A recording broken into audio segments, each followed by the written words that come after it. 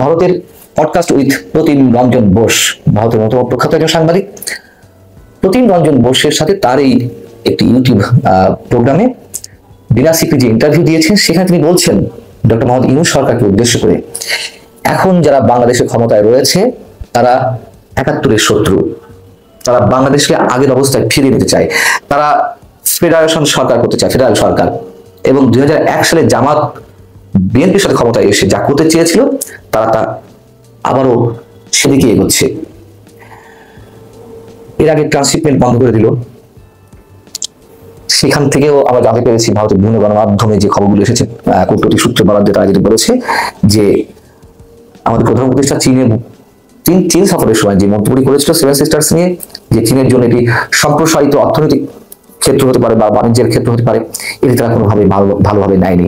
বিষয়টি হচ্ছে যে আমরা ভারতের দাদাগিরি, ভারতের আগ্রাসন নীতি অবশ্যই তার তুমুল বিরোধিতা করি, কিন্তু একটা বৃহৎ প্রতিবেশী রাষ্ট্রকে শত্রু বানিয়ে অন্য যে কোনো রাষ্ট্রের, আমি বাংলাদেশ বাদ দিলাম, তাদের কি মানে একটা স্থিতিশীল অবস্থা কখনো থাকা সম্ভব?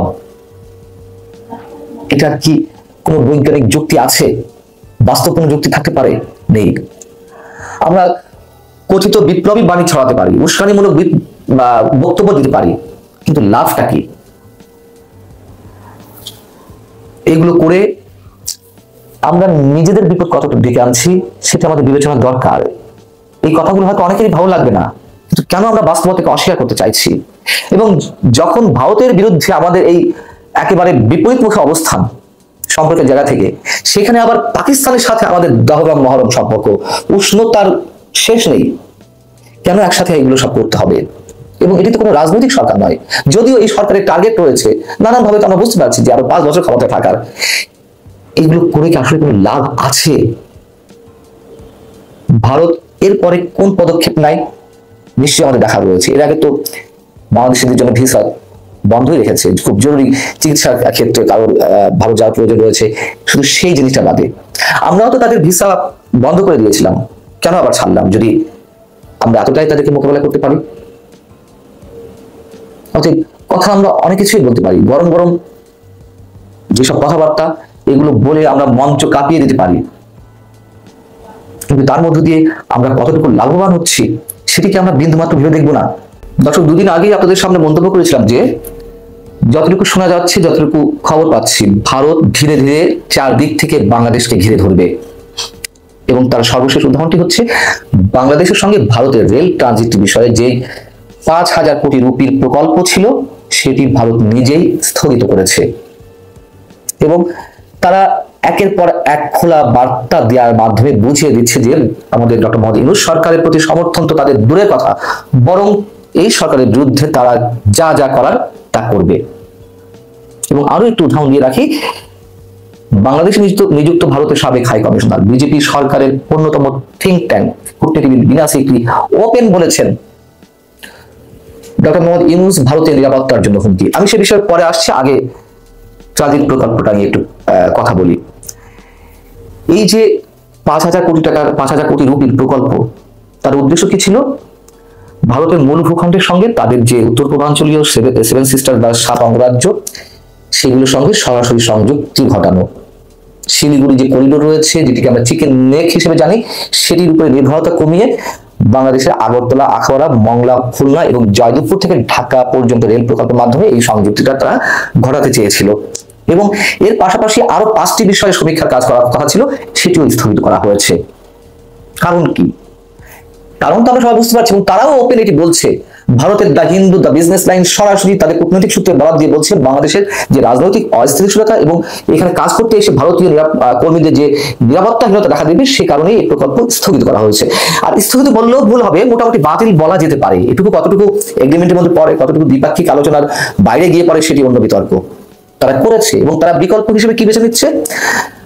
তারা বিকল্পটাও ভেবে রেখেছে, তারা ভুটান এবং নেপালের মধ্য দিয়ে এই ধরনের ট্রানজিট সুবিধা নিয়ে 7 সিস্টার্সের সঙ্গে তাদের মূল ভূখণ্ডের সংযুক্তি ঘটাবে। এবং তারা বলছে যে এক্ষেত্রে তাদের প্রকল্প ব্যয় আরো কম হবে, যেখানে 5,000 কোটি রুপি ছিল সেখানে 3.5 থেকে 4,000 কোটি রুপির মধ্যে শেষ করা যাবে। এবং বলছিলাম যে তাদের খানিকটা ক্ষতি স্বীকার হলেও আমাদের ডক্টর মোহাম্মদ ইউনূস সরকারের সাথে কোনো প্রকার কোনো ধরনের কাজ তারা করবে না। কারণ তিস্তা প্রকল্প নিয়ে আমাদের জানা আছে, তিস্তা প্রকল্পটা এই চিকেন নেকের কাছেই হওয়ার কথা ছিল, এবং সেখানে চীন যদি অর্থায়ন করে সেই প্রকল্পে তাদের নিরাপত্তার জন্য হুমকি হবে। তারা চাইছিল তারা অর্থায়ন করবে। তো আমাদের প্রধান উপদেষ্টা চীন সফরে যে গেলেন কদিন আগে, সেখান থেকে মোটামুটি চূড়ান্ত না হলে যতটুকু জানা আছে চীনই এই প্রকল্পে অর্থায়ন করবে। অতএব তারা যে ক্ষতিটা মেনে নিচ্ছে, যে তারা এই সরকারের সাথে আগ বাড়িয়ে দেন দরবার করে তিস্তা প্রকল্পে যে তারা অর্থায়ন করতে পারবে বা করার যে একটি চেষ্টা, সেটিও তারা হাঁটেনি, সেদিকে তারা হাঁটেনি, তারা বাড়ি দিয়েছে সেই ভাবনা। অতএব তারা যে এই চিন্তাটিও মাথায় রেখেছে যে এখানে চীন অর্থায়ন করতে পারে, সেটিকে তারা সম্ভবত মেনে নিয়েই এই পথে হাঁটছে। বাংলাদেশে কি হবে এই প্রকল্প বাতিল হলে? অনেকে মনে প্রশ্ন রাখতে পারে। এবং এই যে রেল ট্রানজিট, সেটি নিয়ে তো আমি নিজেই অনেকবার কথা বলেছি। এই রেল ট্রানজিট আমাদের পক্ষে নাকি বিপক্ষে, কতটুকু আমরা এর দ্বারা লাভবান হব, রাজস্ব কতটুকু আসবে, সেটি নিয়ে একটি বিতর্ক আছে। তারপরেও তো এটুকু বলতে হবে যে এই প্রকল্প হলে কর্মসংস্থান, পণ্য পরিবহন, বন্দর ব্যবস্থাপনা এবং অভ্যন্তরীণ লজিস্টিক ব্যবস্থায় আমাদের বেশ সুবিধা হতো, অস্বীকার করার তো নেই। দর্শক, লন্ডনে একটি বিয়ের অনুষ্ঠানে আওয়ামী লীগের পলাতক সাবেক 4 মন্ত্রী এবং কোনো এমপিকে হাস্যজ্জ্বল অবস্থা দেখা গেছে। এরকম একটি ছবি ভাইরাল হয়েছে, দেশের প্রায় সব গণমাধ্যমে ছবিটি সংযুক্ত করে নিউজও করা হয়েছে। আলোচনা সমালোচনা ঝড় বইছে। অনেকে বলছে যে এতে সমালোচনা কি আছে? আমি বলবো শুধু সমালোচনা নয়, অবশ্যই এর মধ্যে এর সাথে এইসব কথিত নেতাদের নীতি নৈতিকতা নিয়ে অনেক বড় প্রশ্ন উঠতে পারে। তাদের ভবিষ্যৎ রাজনৈতিক দৃষ্টিভঙ্গির পরিচয় আমরা এর মধ্যে পেতে পারি। বিষয়টি হচ্ছে যে লন্ডনে যুক্তরাজ্য আওয়ামী লীগের সাধারণ সম্পাদকের ছেলে একটি বিয়ের অনুষ্ঠান, সেখানে কারা উপস্থিত ছিলেন? সাবেক মন্ত্রী, সাবেক পররাষ্ট্রমন্ত্রী এবং আওয়ামী লীগের যুগ্ম সাধারণ সম্পাদক হাসান মাহমুদ ছিলেন, আওয়ামী লীগের প্রেসিডিয়াম মেম্বার এবং সাবেক মন্ত্রী আব্দুর রহমান, সাবেক নৌ পরিবহন প্রতিমন্ত্রী খালিদ মাহমুদ চৌধুরী, সাবেক বৈদেশিক কর্মসংস্থান বিষয়ক প্রতিমন্ত্রী শফিকুর রহমান চৌধুরী এবং একজন সাবেক এমপিও ছিলেন সিলেটের হাবিবুর রহমান। গত 5 আগস্টের পরে এই প্রথম এ ধরনের কোনো অনুষ্ঠানে একসাথে এরকম কয়েকজন মন্ত্রীকে দেখা গেল। এর আগে অবশ্য তাদেরকে দেখা গেছে কোথাও কোথাও, যেমন শেখ হাসিনার ভার্চুয়াল সমাবেশে তাদের কাউকে কাউকে দেখা গেছে, যুক্তরাজ্য আওয়ামী লীগের কিংবা যুক্তরাষ্ট্র আওয়ামী লীগের কর্মী সমাবেশে তাদের কাউকে কাউকে দেখা গেছে, ঈদের জামাতে দেখা গেছে। এগুলো নিয়ে কোনো আপত্তি নেই, কিন্তু একটি জাঁকজমকপূর্ণ বিয়ের অনুষ্ঠানে তাদেরকে এইভাবে দেখা যাবে গেট টুগেদার করছেন, এই বিষয়টিতে খোদ যুক্তরাজ্য আওয়ামী লীগের নেতা কর্মীরা ক্ষোভ এবং হতাশা প্রকাশ করেছেন। তারা বলছেন দেশে আওয়ামী লীগ এবং বিভিন্ন অঙ্গ সংগঠন, দলের বিভিন্ন অঙ্গ সংগঠনের নেতা কর্মীরা যখন জীবনের ঝুঁকি নিয়ে দেশের মধ্যেই পালিয়ে বেড়াচ্ছেন, কত পার্সেন্ট পালিয়ে যেতে পেরেছেন আওয়ামী লীগের যে লাখো কোটি নেতা কর্মী রয়েছেন? 1%, 2%, 5%, খুব বেশি হলে লাখো কোটি নেতা কর্মী তো দেশে রয়েছেন, তারা জীবনের ঝুঁকি নিয়ে দেশে অবস্থান করছেন পলাতক অবস্থায়। সেই তাদেরকে এইভাবে রেখে এই যে আওয়ামী লীগের শীর্ষ পর্যায়ের নেতারা এইভাবে ফরমেশন করছেন, তাদেরকে একটু ভাবতে লজ্জা হয় না? এই প্রশ্ন আওয়ামী লীগ নেতা কর্মীদেরই। এবং আমি বলবো ঠিকই তো, আমরা দেখছি যে আওয়ামী লীগের বিক্ষিপ্ত মিছিল বের হচ্ছে, ঝটিকা মিছিল বের হচ্ছে রাজধানী সহ দেশের বিভিন্ন স্থানে। সেখান থেকে পরবর্তীতে অনেকে আটক হচ্ছেন, গ্রেপ্তার হচ্ছেন, জেলে ঢুকছেন, মামলা মোকদ্দমার শিকার হচ্ছেন। শুধু মিছিল করতে গিয়ে মামলা মোকদ্দমার শিকার নয়, যে কোনো কারণে যে কোনো অজুহাতে তাদের অনেকে তো প্রতিনিয়ত হামলারও শিকার হচ্ছেন, রক্তাক্ত হচ্ছেন। আমরা দেখিনি যে ছাত্রলীগের একজন নেতাকে ছাত্র দলের কয়েকজন নেতা মিলে কিভাবে পায়ের নিচে ফেলে ইজি বাইকে করে সারা শহর ঘোরানো হচ্ছে। শুধু তাই নয়, আওয়ামী লীগের নেতাকর্মীদের অনেকের যাদের বাবা মা প্রয়াত হয়েছেন, তাদের কবরস্থানে পর্যন্ত তাদের সন্তানেরা নাকি যেতে পারছেন না দোয়াটুকু পর্যন্ত করতে।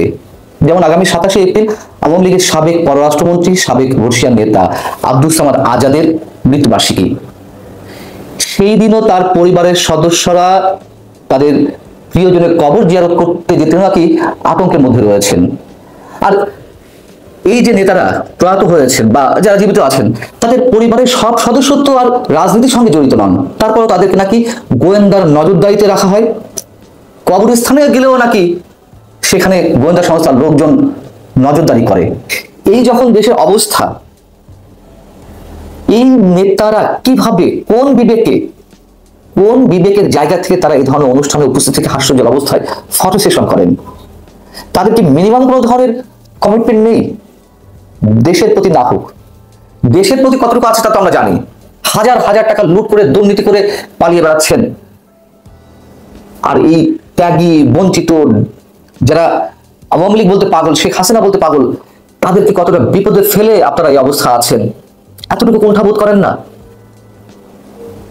এর আগেও এই ধরনের নিউজ বেরিয়েছে যে দিল্লিতে কারা কারা অবস্থান করছেন, কলকাতায় কারা কারা অবস্থান করছেন, দামি ফ্ল্যাট ভাড়া নিয়ে, ডুপ্লেক্স ফ্ল্যাট ভাড়া নিয়ে তারা শপিং এ যাচ্ছেন, তারা আড্ডায় বসছেন, রেস্টুরেন্টে বসছেন। এগুলো নিয়ে কোনো কথা নেই।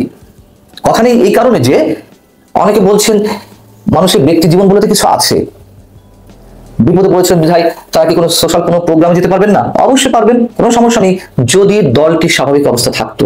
আর ব্যক্তি জীবন আর রাজনৈতিক জীবন তো এক কথা নয়। এই সব ছবি দেখে যে ত্যাগী নেতাকর্মীরা এখনো পর্যন্ত জীবন বাজি রেখে আওয়ামী লীগের জন্য ঝটিকা মিছিল বের করছেন, পুলিশি হামলা মামলার একেবারে দৃষ্টান্ত থাকা সত্ত্বেও, তাদের কাছে এই নেতারা কি জবাব দিবেন? তারা কি আরো হতাশ হয়ে পড়বেন না যে আমরা জীবনে ঝুঁকি নিয়ে শেখ হাসিনার জন্য, আওয়ামী লীগের জন্য এগুলো করছি, আর সেই দলের শীর্ষ নেতারা এরকম ফুটিতে রয়েছেন, মজমসি করছেন? খুব স্বাভাবিক কথা নয়? এর আগে শোনা গিয়েছিল যে আওয়ামী লীগের কিছু নেতাকে বহিষ্কার করা হয়েছে, যারা হাজার হাজার কোটি টাকা লুটপাট করেছেন, দুর্নীতি করেছেন, এখন পলাতক অবস্থায় রয়েছেন, তাদের অনেককে বহিষ্কার করা হয়েছে, সাইলেন্ট সাসপেন্ড। শোনা গেছিল কখনো যে 55 জন, কখনো শোনা গেছে 72 জন, 73 জন, কিন্তু এটা আমরা পাবলিক হতে দেখিনি। আমি এর আগে এই বিষয়ে কথা বলেছি যে তাই হয়ে থাকে, কেন পাবলিক করা হচ্ছে না, কেন প্রকাশ করা হচ্ছে না? অন্তত আমি তো বিভিন্ন ধরনের খবরাখবরতে গিয়ে শুনেছি, দেখেছি যে তৃণমূলের নেতাকর্মীরা, বঞ্চিত নেতাকর্মীরা যারা চান যে শেখ হাসিনা ফিরে আসুক, যারা এখন শেখ হাসিনার জন্য অনেক কিছু করতে প্রস্তুত, তার দৃষ্টান্ত দেখা যাচ্ছে।